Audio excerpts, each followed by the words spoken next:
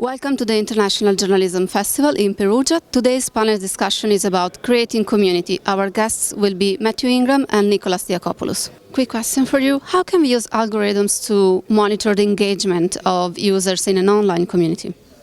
So I think there's at least a few ways that we can use algorithms in this capacity. The first is to identify the low quality comments that are happening on online sites and try to filter those out. The second is to identify the really high quality comments and highlight those on the site. The third is to actually identify experts in your community and try to tap into that expertise as a source network. And the last element of automation would be alerting. So trying to find threads or articles where it might help to have kind of an adult in the room to get in and start engaging with that community on that thread. Social media are used by an increasingly number of people as a primary source of information. Can they be considered a trustworthy source? No, to say it shortly. I think that's actually where journalists add a lot of value to social media content.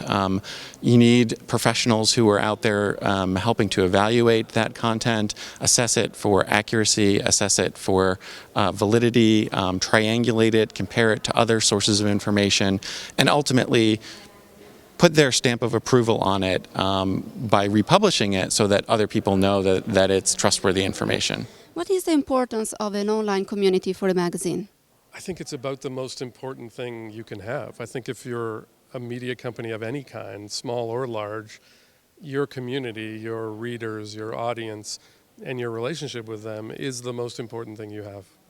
What are the key elements to engage readers in an online community? I think the most important thing is just to be there, to be present, to be in that community, whether it's comments on your site or on Facebook, to be there and to engage with people in a sort of natural human way, to be part of that community. I'd like to ask your opinion about clickbait. Is it a legitimate way to attract readers, or is it cheating?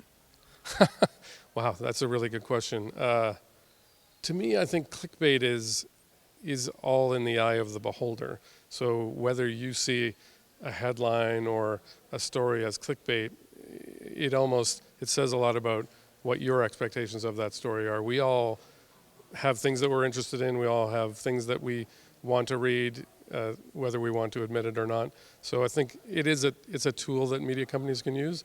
And if you use it too much, then it becomes a crutch.